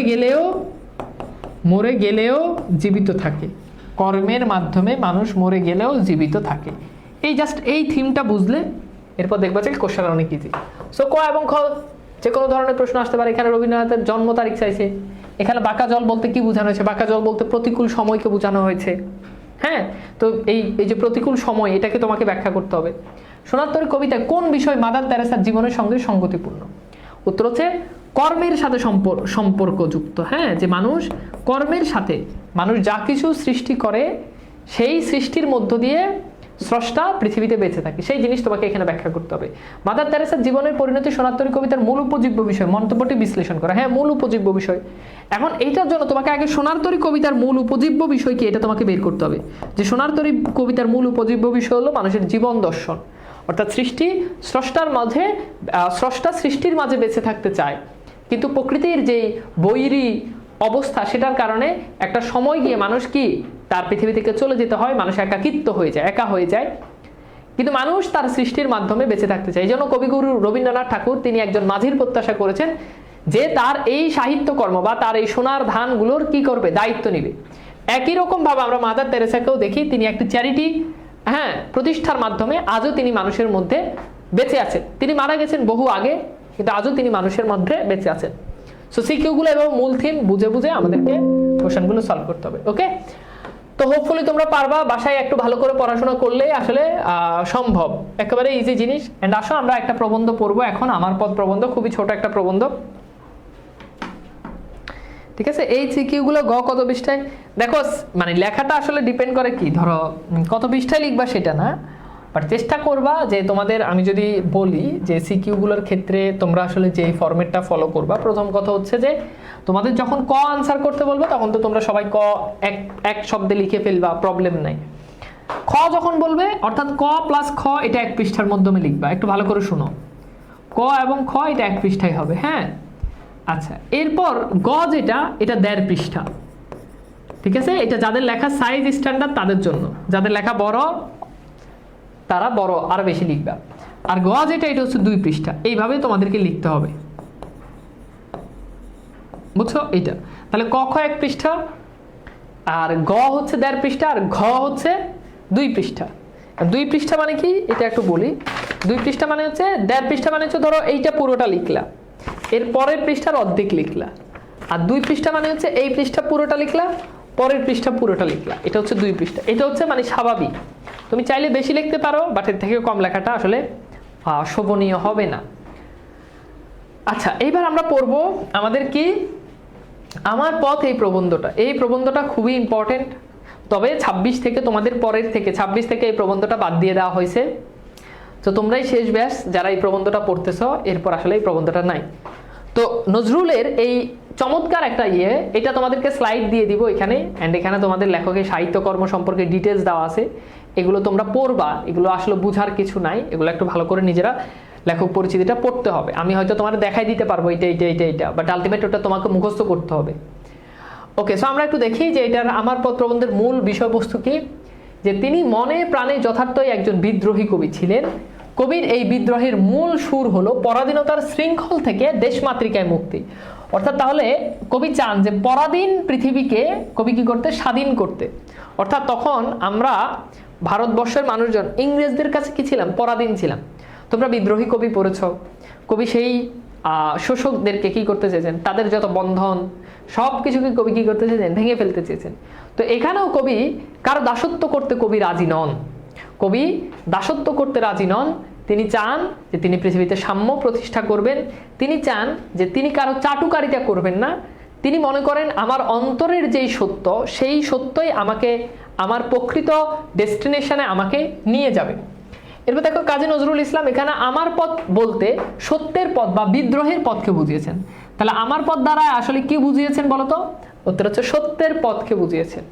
তাহলে কাজী নজরুল ইসলাম আমার পথ দ্বারা কোন পথকে বুঝিয়েছেন, পরীক্ষায় প্রশ্ন আসবে, উত্তর হচ্ছে সত্যের পথকে বুঝিয়েছেন। এরপর দেখো তিনি নিজেকে নিজের কর্ণধার দাবি করেছেন। কর্ণধার মানে হচ্ছে যে পথ দেখায়, অর্থাৎ আমাদেরকে সাধারণত আরেকজন গাইড করে, আমরা কোনো নেতার অধীনে চলি, নেতা আমাদেরকে যাই বলে আমরা সত্য মিথ্যা বিচার না করে আমরা সেটা বলে ফেলি। কিন্তু নজরুল বলেছেন আমি সেটা করি না, আমি আমার কর্ণধার, আমি আমার কাছে যেটা লিগ্যাল মনে হয় আমি সেটাই করি। এরপর হচ্ছে আমার সত্যের বিরোধী পথ ছাড়া অন্য কোনো পথ বিপদ নয়। অর্থাৎ যেটা আমার সত্যের বিরোধী পথ, যেটা মিথ্যা, সেটা কখনোই আমার বিপদ না। যার ভেতরে ভয় তার মনে মিথ্যা, সে বাইরে মিথ্যাকে ভয় পায়। অর্থাৎ তোমার মনের মধ্যে যদি মিথ্যা থাকে তাহলে তুমি বাইরের মিথ্যাকে ভয় পাবা। এরপর হচ্ছে কবি দাসত্বের তীব্র নিন্দা করেছেন। তো এইখানে আমরা আমার পথ প্রবন্ধের যে মূল বিষয়বস্তু আমরা সেটা বুঝলাম।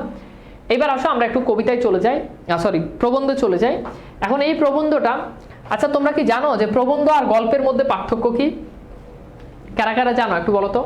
দেখো ধরো আমরা যদি বলি অপরিচিতা, এটা কিন্তু এটা অপরিচিতা কিন্তু কি, এটা কিন্তু গল্প, তাই না? আবার দেখো আমার পথ, এই আমার পথ এটা কিন্তু প্রবন্ধ। আমার পথ এটা কি প্রবন্ধ। এখন দেখো আমাদের গদ্যগুলো দুইটা ডিভিশন, গদ্যের দুইটা ডিভিশন। তো একটা হচ্ছে একটা হচ্ছে গল্প আর একটা হচ্ছে প্রবন্ধ। এখন গল্প হচ্ছে মনে রাখবা যেগুলোতে কাহিনী থাকে, যেগুলোতে ক্যারেক্টার থাকে, যেমন অপরিচিত, এখানে একটা কাহিনী আছে, এখানে অনেকগুলো ক্যারেক্টার আছে। আর প্রবন্ধ হচ্ছে যেগুলোতে কোনো কাহিনী নাই, যেগুলোতে কোনো ক্যারেক্টার নাই। যেমন আমার পদ, এখানে কোনো কাহিনী আছে না, কোনো ক্যারেক্টার আছে না, এখানে লেখক তার মতো করে তিনি একটা বিষয় নিয়ে লিখেছেন।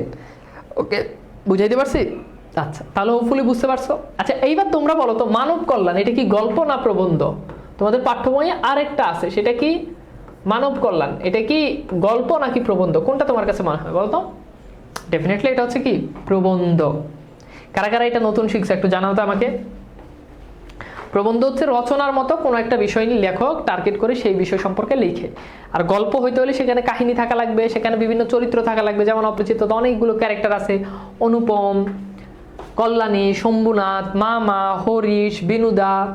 ওকে, বুঝছো? আচ্ছা, তো এইবার চলো আমরা আমাদের প্রবন্ধটা পড়ি। এখানে যেগুলো হলুদ কালার করে দেওয়া আছে ওইটা হচ্ছে ব্যাখ্যা। তো আমি পড়ি, আমার কর্ণধার আমি। তাহলে কর্ণধার মানে কি? নেতা। অর্থাৎ আমার কোনো নেতা নাই, নেতা চাইলে আমাকে বিপথে নিয়ে যেতে পারবে না, আমি যেটা বলি সেটাই, আমার কোনো নেতা নাই, আমার পথ দেখাবে আমার সত্য। আমার যাত্রা শুরু করার আগে আমি সালাম জানাচ্ছি, নমস্কার করছি আমার সত্যকে। তাহলে লেখক তার যাত্রা শুরু করার আগে, অর্থাৎ তার কাজ শুরু করার আগে, তিনি তার যেই যাত্রা শুরু করার আগে তিনি সালাম জানাচ্ছেন, নমস্কার করতেছেন। কাকে? সালাম এবং নমস্কার জানাচ্ছেন এই সত্যকে, অর্থাৎ তিনি তার সত্যকেই সালাম এবং নমস্কার দেন। যে পথ আমার সত্যের বিরোধী, অর্থাৎ যেই পথটা মিথ্যা, সত্য বিরোধী মানে কি? মিথ্যা। অর্থাৎ যেই পথটা মিথ্যা সে পথ কোনো পথই আমার বিপদ নয়। অর্থাৎ যেই পথটা মিথ্যা, যেটা সত্য না, সেটা কখনো আমার বিপদ নয়। ওকে, রাজভয়, লোক ভয়, কোনো ভয় আমাকে বিপদে নিয়ে যেতে পারবে না। অর্থাৎ রাজার ভয়, লোক ভয় মানে হচ্ছে মানুষের ভয়। রাজা আমাকে বললো যে এই কাজ করো, না হলে তোমাকে মৃত্যুদণ্ড দিব। আমি এই কাজ না করলে, আমি এই কাজ করলে মানুষ আমাকে খারাপ ভাববে, বাট এই কাজটা আমার এখন করা উচিত, আমি সেটা চিন্তা করব না। তাহলে আমি রাজাকেও ভয় পাই না, আমি সমাজের মানুষকেও ভয় পাই না।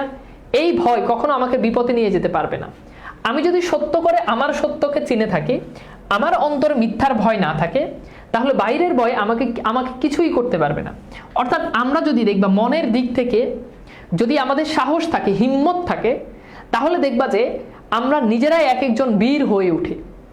খেয়াল করে দেখো 24-এর গণ অভ্যুত্থান, আমরা জানি যে আমাদের যেই ছেলে, এই ছেলেরা তারা দেখো নিজের জীবনকে বাজি রেখে তারা বেরিয়ে চলে আসছে। তারা জানে যে তাদের কাছে কোনো অস্ত্র নাই, তাদের কাছে কিছুই নাই, কিন্তু দেখো অপর পক্ষের দেখো এত অস্ত্র শস্ত্র, তাদের এত হাজার হাজার সৈন্য সামন্ত সব কিছু দিয়ে তারা কি হয়েছে? পালিয়ে গেছে। 1971 যুদ্ধের সময় আমাদের কাছে তেমন কিছুই ছিল না, পাকিস্তানের তাদের সৈন্য সামন্ত অনেক ছিল, তাদের কত কি ছিল, তাদের বুলেট ছিল, বন্দুক ছিল, কিন্তু আমাদের কাছে তারা পরাজিত, কারণ আমাদের মনের শক্তি ছিল। তো লেখক সেই জিনিসটাই বলছে যে আমি যদি মিথ্যাকে যদি ভয় পাই এবং আমার বাইরে, আমার ভেতরে যদি ভয় থাকে, তাহলে আমি বাইরে ভয় পাবো। যার ভেতরে ভয় সেই বাইরে ভয় পায়। অর্থাৎ তোমার যদি ভেতরে ভয় থাকে তাহলে বাইরে তো তুমি সাহসী করতে পারবে না। এরপর বলছো অতএব যে মিথ্যাকে চিনে সে মিছামিছি তাকে ভয় করে না। অর্থাৎ তুমি যদি মিথ্যাকে যদি আইডেন্টিফাই করতে পারো, তাহলে তুমি মিথ্যাকে কখনো তুমি ভয় পাবা না। যার মনে মিথ্যা সেই মিথ্যাকে ভয় করে। তাহলে মিথ্যাকে কে ভয় করে? যার মনের মধ্যে মিথ্যা থাকে, যার মনের মধ্যে মিথ্যার বসতি, সেই কি করে? মিথ্যাকে ভয় করে। নিজেকে চিনলে মানুষের মনে আপনা আপনি এত বড় একটা জোর আসে যে সে আপন সত্য ছাড়া আর কাউকে কুন্নিশ করে না। কুন্নিশ মানে হচ্ছে মাথা নত, কুন্নিশ মানে কি? মাথা নিচু করে সম্মান জানানো, এইভাবে। অর্থাৎ মানুষ যদি নিজেকে যদি চিনে, তাহলে মানুষের ভেতরে একটা জোর আসে, অ্যান্ড সেই জোর আসার কারণে মানুষ নিজেকে ছাড়া কখনোই অন্য কাউকে, অন্য কারোকে কি করে না? কুন্নিশ করে না, মাথা নত করে না। কেউ তাকে ভয় দেখিয়ে পদানত করতে পারে না। অর্থাৎ তুমি যদি নিজের সত্য মিথ্যার যদি পার্থক্য যদি তুমি অ্যানালাইসিস করতে পারো, তুমি যদি বুঝতে পারো, তাহলে কেউ তোমাকে পায়ের নিচে রাখতে পারবে না। অর্থাৎ তুমি সবসময় সবার ঊর্ধ্বে থাকবা, তোমার কাউকে কি পায়ের নিচে তোমার যাওয়া লাগবে না। এই যে নিজেকে চেনা, আপনার সত্যকে আপনার গুরু, পথ প্রদর্শক, কান্ডারি বলে জানা, এটা দম্ভ নয়, অহংকার নয়। অর্থাৎ লেখক বলতেছে এই যে নিজেকে চেনা, আমরা যে নিজেকে চিনি, এরপর হচ্ছে নিজের, আমার সত্যকে আমি গুরু মনে করি। অর্থাৎ আমার কোনো গুরু নাই, আমার গুরু হচ্ছে আমার সত্য। আমার সত্য যেটা বলে আমি সবসময় সত্যের দলে থাকি, ঠিক আছে? তো বলছে যে আমার কোনো পথ প্রদর্শক, কান্ডারি নাই। পথ প্রদর্শক মানে হচ্ছে যে পথ দেখায়, আর কান্ডারি মানে কি? পথ দেখায়। এটা দম্ভ না। অর্থাৎ এই যে আমার যে কোনো গুরু নাই, আমাকে কেউ পথ দেখানো লাগে না, এটা দম্ভ না, অহংকার না, এটা আত্মাকে চেনার সহজ স্বীকারোক্তি। অর্থাৎ এই যে আমার যে কেউ নাই, আমি যে কারো কথা শুনি না, আমার যে কারো কথা শুনতে হয় না, আমি যে নিজের সত্যের উপর নিজে ভর দিয়ে চলি, এটা হচ্ছে আত্মাকে চেনার সহজ স্বীকারোক্তি। অর্থাৎ আমি যে আমার নিজের আত্মাকে চিনি, এটা সহজ স্বীকারোক্তি হচ্ছে এইটা, যে আমার কোনো গুরু নাই। আর যদি এটাকে কেউ ভুল করে অহংকার বলে মনে করে, তবু এটা মন্দের ভালো। অর্থাৎ কেউ যদি এটাকে ভুল করে, এই যে আমি যে বললাম আমার কোনো গুরু নাই, আমার কারো কাছে মাথা নত করা লাগে না, এটাকে কেউ যদি অহংকার বলে মনে করে, তাহলেও বলছে এটা ভালো। কেমন ভালো? এটা হচ্ছে মন্দের ভালো। মিথ্যা বিনয়ের চেয়ে অহংকার অনেক ভালো, অহংকারের পৌরুষ অনেক ভালো। হ্যাঁ, মিথ্যা বিনয়ের চেয়ে অনেক বেশি ভালো। অর্থাৎ মিথ্যা বিনয়ের চেয়ে এটা অনেক ভালো। মিথ্যা বিনয়, অনেক সময় কার প্রতি আমাদের ভক্তি আসে না, কিন্তু আমি শুধু শুধু তাকে ভক্তি করতে হচ্ছে। আমি জানি আমার নেতা, সে চাঁদাবাজি করে, সে টেন্ডারবাজি করে, সে খুন খারাপি করে, কিন্তু তবুও আমি একটা পদ পাওয়ার জন্য আমি তার পিছনে পিছনে ঘুরতেছি। হ্যাঁ, আমি তাকে বিনয় দেখাচ্ছি, তো বলছে এটা মিথ্যা বিনয়ের চেয়ে ভালো। অনেক সময় খুব বেশি বিনয় দেখাতে গিয়ে নিজের সত্যকে অস্বীকার করে ফেলা হয়। স্যার ক্লাসে বললো, বাবা তোমরা কি পড়া বুঝতে পারছো? তো আমি বললাম যে হ্যাঁ স্যার, অস্থির বুঝছি, সেই অস্থির স্যার, অনেক জোশ পড়াইছেন, বাট আমি আসলে বুঝি নাই। তাহলে এই যে আমি যে মিথ্যা বিনয়টা দেখাতে গেলাম, এটার কারণে আমি যে আসলে বুঝি নাই, এই সত্যটাকে আমি কি করছি? অস্বীকার করে ফেলছি। তাহলে মিথ্যা বিনয়ের কারণে কি হয়ে যায় বলতো? সত্য অস্বীকার করা হয়। এতে মানুষ ক্রমেই ছোট করে ফেলে। অর্থাৎ এইটার কারণে মানুষ ছোট হয়ে যায়। কাউকে মিথ্যা বিনয় দেখালে তুমি অনেক বড় হয়ে যাবে এরকম না, বরং তুমি ছোট হয়ে যাবে, মাথা নিচু করে আনে। ওরকম বিনয়ের চেয়ে অহংকারের পৌরুষ অনেক ভালো। অহংকারের পৌরুষ মানে হচ্ছে তেজ। অর্থাৎ এরকম মিথ্যা বিনয়ের চেয়ে অহংকারের তেজ, অহংকার করা লেখকের মনে অনেক ভালো, লেখকের মতে অনেক ভালো। অতএব এই অভিশাপ রথের সারথি, এই যে দেখো অভিশাপ রথের সারথি দ্বারা কি বুঝাচ্ছে? অভিশাপ রথের সারথি, অন্যায়ের বিরুদ্ধে তিনি অভিশাপ হয়ে আবির্ভূত হয়েছেন, তিনি নিজেই বসেছেন রথ চালক বা সারথির আসনে। তাহলে অভিশাপ রথের সারথি বলতে কি? যে অভিশাপকে কি অভিশাপের বিরুদ্ধে দাঁড়ানোর জন্য তিনি এখানে দাঁড়িয়েছেন। অর্থাৎ যত অন্যায় অবিচার সবকিছু ধ্বংস করার জন্য তিনি এসেছেন। স্পষ্ট কথা বলাটাকে কেউ যেন অহংকার বা স্পর্ধা বলে ভুল না করে। অর্থাৎ অনেক সময় আমরা যখন স্পষ্ট কথা বলি, হ্যাঁ, আমরা যখন স্পষ্ট কথা বলি তখন আমাদেরকে কি বলে? অনেকে বলে এই বেয়াদ্দপ, তোর হইতে দেখছি এখন তুই মুখের উপর কথা কস। তো লেখক বলছে যে এটাকে কেউ যাতে অহংকার মনে না করে, এটাকে কেউ যাতে স্পর্ধা বলে ভুল না করে। স্পষ্ট কথা বলার একটা অবিনয় নিশ্চয়ই থাকে। অর্থাৎ তুমি যদি স্পষ্ট কথা বলো, মানুষ এটার ভিতরে একটা অবিনয় থাকে, এটার ভিতরে একটা অভদ্রতা থাকে। অর্থাৎ স্পষ্ট কথা দেখতে শুনতে খুব বেশি মধুর মতো লাগে এরকম না, তো এটার মধ্যে একটা অভদ্রতা থাকে। তুমি যদি স্পষ্ট কথা বলো, এটা সবার কাছে ভালো লাগবে না, কিন্তু তাতে কষ্ট পাওয়া দুর্বলতা। অর্থাৎ স্পষ্ট কথা বলার পর কেউ যদি সেটাতে কষ্ট পায়, এটা হচ্ছে তার দুর্বলতা। নিজেকে চিনলে, নিজের সত্যকে নিজের কর্ণধার বলে জানলে নিজের শক্তির উপর অটুট বিশ্বাস আসে। অর্থাৎ নিজেকে জানলে নিজের উপর একটা বিশ্বাস আসে। এই স্বাবলম্বন, স্বাবলম্বন মানে কি? পরাবলম্বন বলে না, অন্যের উপর অবলম্বন করা। আর স্বাবলম্বন হচ্ছে নিজের উপর ডিপেন্ড করা। এই স্বাবলম্বন, এই নিজের উপর অটুট বিশ্বাস করাতেই শেখাচ্ছিলেন মহাত্মা গান্ধীজি। অর্থাৎ গান্ধীজি আমাদেরকে বলছে যে তোমরা পরাধীন থেকো না, তোমরা নিজেকে চিনো, তোমরা নিজের উপর ডিপেন্ড করো।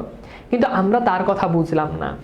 আমি আছি এই কথা না বলে সবাই বলতে লাগলাম গান্ধীজি আছে। গান্ধীজি আমাদেরকে বলতে তোমরা নিজের উপর ডিপেন্ড করো, আর আমরাও ডিপেন্ড করতেছি গান্ধীজির উপর। গান্ধীজি আমাদেরকে বলতে সবাই অস্ত্র শস্ত্র নিয়ে রেডি হও, দেশের পক্ষে কাজ করো, মানবতার পক্ষে কাজ করো। আমরা বললাম বাহ, আমাদের তো গান্ধীজি আছে, তিনি আমাদেরকে নেতৃত্ব দিবে, আমাদের আর লাগবে না, এরকম আর কি। এই পরাবলম্বন আমাদের নিষ্ক্রিয় করে ফেলে। তাহলে আমাদেরকে নিষ্ক্রিয় করে ফেলে কি বলতো? পর অবলম্বন। অর্থাৎ এই যে অন্যের উপর ডিপেন্ড করা, অন্যের উপর অবলম্বন করা, অন্যের উপর তাকাই থাকা, এটা আমাদেরকে নিষ্ক্রিয় করে ফেলে। আমাদের যে সক্রিয়তা, এটাকে আমরা হারিয়ে ফেলি। একেই বলে সবচাইতে দাসত্ব, বড় দাসত্ব। অর্থাৎ এটাই হচ্ছে সবচাইতে বড় গোলামি। অন্তরে জাতের এত গোলামির ভার, তারা বাইরের গোলামি থেকে রেহাই পাবে কি করে? আত্মাকে চিনলেই আত্মনির্ভরতা আসে। তাহলে আত্মনির্ভরতা কখন আসে বলতো? আত্মাকে চিনলে। এই আত্মনির্ভরতা যেদিন সত্যি সত্যি আমাদের আসবে, সেদিন আমরা স্বাধীন হব। তাহলে লেখকের মতে আমরা কোন দিন স্বাধীন হব? আমরা এখনো পরাধীন।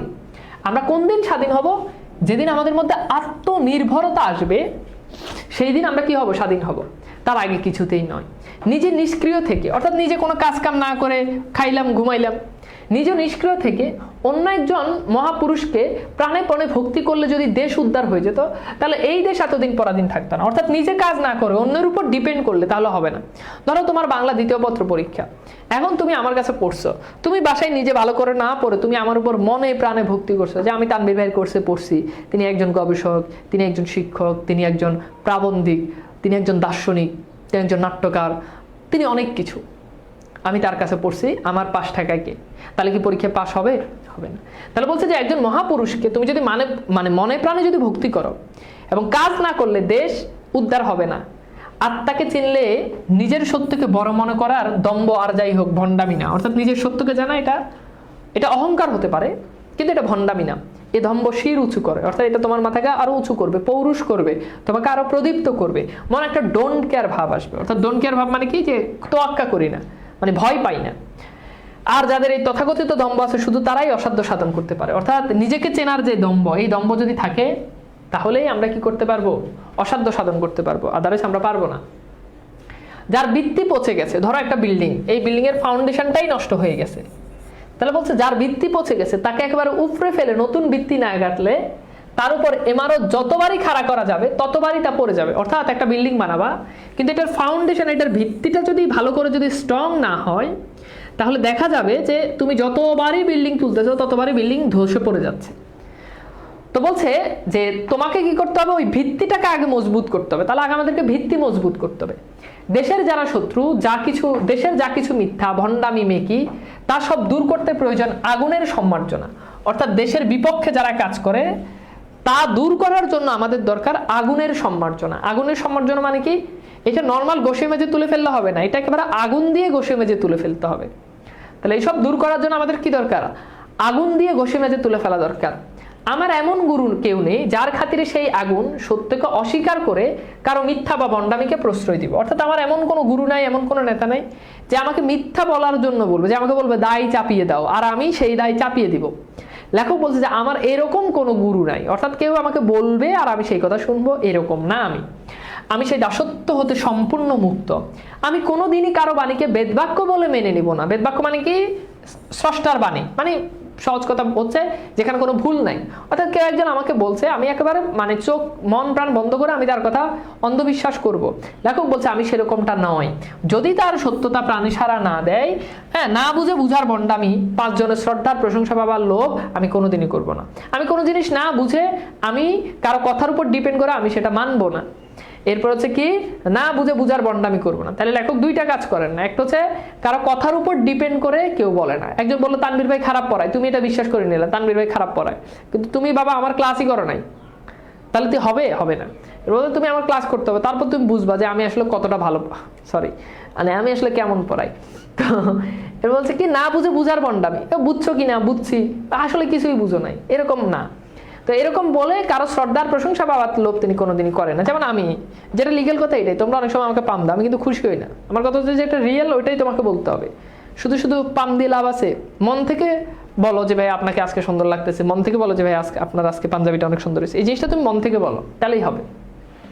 ভুলের মধ্য দিয়ে গিয়েই তবে সত্যকে পাওয়া যায়। অর্থাৎ মানুষ ভুল করে এবং সেই ভুল থেকে শিক্ষা নিয়ে মানুষ একটা সময় গিয়ে সত্যকে পায়। কোনো ভুল করেছি বুঝতে পারলে আমি প্রাণ খুলে তা স্বীকার করে নেব। আমি ভুল করছি, ফাইন, আমি সেটা স্বীকার করে নেব। কিন্তু আমি পড়াইলাম ভুল, পোলাপাইন যখন আমার বললো স্যার এটা তো ভুল হয়েছে, আমি তখন বললাম আরে না, আমি তো তোমার টেস্ট করার জন্য আমি এটা ইচ্ছা করে ভুল লিখছি। না, লেখক বলছে আমি এই কাজ করি না। আমি ভুল করছি, এটা আমি প্রাণ খুলে স্বীকার করে নিব, কিন্তু না বুঝেও নয়, ভয়েও নয়। না বুঝে ভুল স্বীকার করব না, বুঝে তারপর ভুল স্বীকার করব। কেউ মানে ভয় পাইছি, কেউ ভয় দেখাইছে, সেখান থেকে আমি ভুল স্বীকার করছি, এরকম না। ভুল করেছি, হ্যাঁ, বা বুঝেও শুধু জেদের খাতিরে গো বজায় রাখার জন্য ভুলটাকে ধরে থাকবো না। আমি ভুল করছি এটা বললে তো সাংঘাতিক অপরাধ হয়েছে, মানুষ বললো আপনি ভুল করছেন, না, এরকম না। আমি ভুল করছি সেটা আমি স্বীকার করি, তাহলে আমার আগুন সেদিনে নিভে যাবে। একমাত্র মিথ্যার জ্বলিয়ে শিখাকে নিভাতে পারবে, তাছাড়া অন্য কোনো কিছু নিভাতে পারবে না। মানুষ ধর্ম সবচাইতে বড় ধর্ম। তাহলে লেখকের মতে মানুষ ধর্ম এটাই হচ্ছে সবচাইতে, পৃথিবীর সকল ধর্মের আগে এই ধর্ম। হিন্দু মুসলমানের মিলনের অন্তরায় যে বা ফাঁকি কোনো মতে তা দেখিয়ে দিয়ে এই গলদ দূর করা আমার এই পথের অন্যতম উদ্দেশ্য। অর্থাৎ হিন্দু মুসলমানদের মধ্যে ভেদাভেদ এটা দূর করতে হবে, আমার এই পথের উদ্দেশ্য হচ্ছে এটা। মানুষে মানুষে যেখানে প্রাণের মিল, আদতে সত্যের মিল, সেখানে ধর্মের বৈষম্য। মানুষে মানুষে প্রাণের মিল, কিন্তু ধর্মের বৈষম্য, এই ধর্ম এটা, ওই ধর্ম এটা। এই জন্য মানুষকে ধর্ম দিয়ে বিবেচনা করে, কোনো হিংসার দুশ্মনী ভাব আনে না। যার নিজের ধর্মে বিশ্বাস আছে, যে নিজের ধর্মকে সত্য করে চিনেছে, সে কখনো অন্য ধর্মকে ঘৃণা করতে পারে না। অর্থাৎ পৃথিবীর কোনো ধর্মই বলে না যে তুমি আরেক ধর্মকে ঘৃণা করো। তাহলে বলছে যে অন্য ধর্মকে কি করে, ঘৃণা করতে পারে না। দেশের পক্ষে যা মঙ্গলকর সত্য শুধু তাই লক্ষ্য করে আগুনের ঝান্ডা, আগুনের ঝান্ডা মানে হচ্ছে কি, পতাকা। তাহলে আগুনের পতাকা ঝুলিয়ে পথে বাহির হলাম। তাহলে যা কিছু দেশের জন্য মঙ্গলকর সবকিছু নিয়ে লেখক, আগুনের ঝান্ডা নিয়ে লেখক বের হলেন। আমরা একটু কোশ্চেন সলভ করি, কিন্তু আমরা তার কথা বুঝলাম না। আমার পথ প্রবন্ধে কার সম্পর্কে আলোচ্য কথাটি বলা হয়েছে বলতো?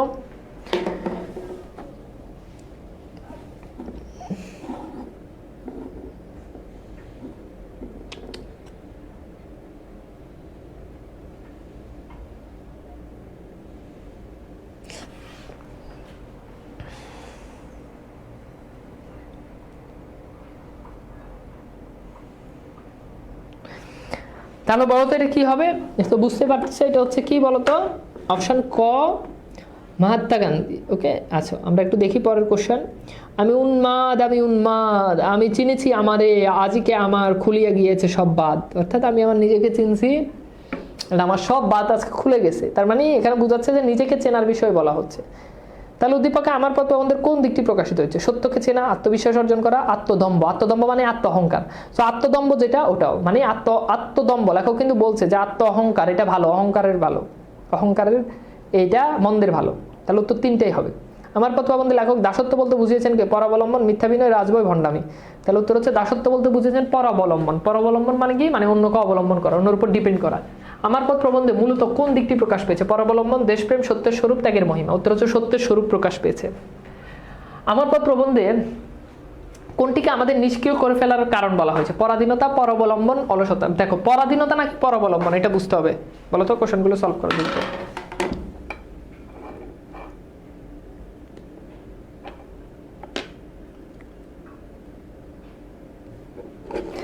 তাহলে উত্তর কি হবে? উত্তর হচ্ছে পরাবলম্বন। হ্যাঁ, পরাধীনতা না, উত্তর হচ্ছে পরাবলম্বন। এটা আমাদেরকে কি করছে বলো তো? এটা আমাদেরকে নিষ্ক্রিয় করে ফেলছে। আচ্ছা, আমার পথ এরপর বলছে আমার পথ প্রবন্ধ অনুসারে প্রকৃত ভীতুকে? যে অন্যকে ভয় পায়, যে মিথ্যাকে ভয় পায়, যে সত্যকে ভয় পায়। তাহলে উত্তর হচ্ছে যে মিথ্যাকে ভয় পায়। লেখক কিন্তু বলছে যে আমি কখনো মিথ্যাকে ভয় পাই না, যে অন্যকে ভয় পায় সে হচ্ছে প্রকৃত ভীতু।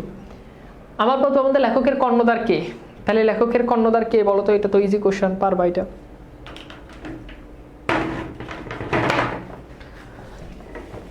বলো তো লেখকের কর্ণধার কে? উত্তর হচ্ছে লেখকের কর্ণধার লেখক নিজেই। আচ্ছা, এরপর বলছে আমার পথ প্রবন্ধে প্রাবন্ধিক কিভাবে নিজেকে নিজের কর্ণধার করে তুলেছেন? জ্ঞান অর্জনের মাধ্যমে, স্পষ্ট মত প্রকাশের মাধ্যমে, আত্মসত্য অর্জনের মাধ্যমে, অভিনয় প্রকাশের মাধ্যমে। তাহলে উত্তর হচ্ছে আত্মসত্য অর্জনের মাধ্যমে। অর্থাৎ নিজের আত্মা এবং সত্য দুইটাকে নিজের চেনার মাধ্যমে।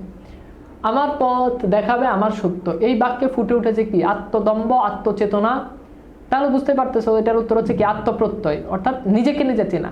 অনেকেই মনে করতে পারে আত্মপ্রত্যয় মানে হচ্ছে নিজের কথার উপর নিজে অবিচল থাকা। আচ্ছা, এরপর হচ্ছে আমার পথ প্রবন্ধ অনুসারে কিভাবে সত্যকে পাওয়া যায়? মিথ্যার মধ্য দিয়ে, ভয়ের মধ্য দিয়ে, ভুলের মধ্য দিয়ে। এটা তো পারবা। এটা কি বলো তো? এটা হচ্ছে ভুলের মধ্য দিয়ে গিয়েই সত্যকে পাওয়া যায়, তাই না? আমরা পড়ছি যে ভুলের মধ্য দিয়ে গিয়েই তবে সত্যকে পাওয়া যায়। একেই বলে সবচেয়ে বড় দাসত্ব। উক্তিটি দ্বারা আমার পথ প্রবন্ধে কোন দিকটি ফুটে উঠেছে? ভুল স্বীকার করা, ধর্মের বৈষম্য, নিষ্ক্রিয়তা। তাহলে উত্তর হচ্ছে এই কই গেল দাঁড়াও। তাহলে এটার উত্তর হচ্ছে কি বলতো? এটার উত্তর হচ্ছে পরাবলম্বনতা। তাহলে আমাদের নিষ্ক্রিয়, আমরা দাসত্ব বা নিষ্ক্রিয় হই কিসের কারণে? পরাবলম্বনতার কারণে। যশোরবর্তী হচ্ছে 23 আমার পথ প্রবন্ধ অনুসারে নিষ্ক্রিয়তার ফল হলো পরাধীনতা, ভণ্ডামি, গোলামি, পরনির্ভরতা। উত্তর হচ্ছে নিষ্ক্রিয় হয়ে গেলে মানুষ কি হয়? এটা বলো, খুবই ইজি। যখন মানুষ নিষ্ক্রিয় হয়ে যায় তখন অন্যের গোলাম হয়ে যায়। কুমিল্লা বোর্ড 2023 আত্মাকে চিনলে আত্মনির্ভরতা আসে বলতে কি বুঝিয়েছেন? স্বনির্ভরতা, নিষ্ক্রিয়তা, স্বাবলম্বনতা। উত্তর হচ্ছে স্বাবলম্বনতা মানে নিজের উপর অবলম্বন করা। ওকে, সো আজকের ক্লাসটা কেমন লেগেছে একটু জানিয়ে দাও। ফুলি ভালো লেগেছে। আমরা আজকে একটা প্রবন্ধ এবং একটা পদ্য পড়ার জন্য চেষ্টা করেছি ইনশাল্লাহ। এন্ড ভালো করে পড়ো, এবং যাদের কাছে বাংলাবাজ বইটা যাদের কাছে নাই, বাংলাবাজ আমাদের যে বইটা আছে, আমাদের যে বাংলাবাজ যে ব্যাকরণ যে বইটা আছে, সেই বইটা হচ্ছে তোমরা সংগ্রহ করে নিও, ভালো করে পড়াশোনা করো। তাহলে আজকের মতো বিদায় নিচ্ছি। সবার জন্য শুভকামনা, ভালো করে বাসায় প্র্যাকটিস করো। হ্যাঁ, আল্লাহ হাফেজ।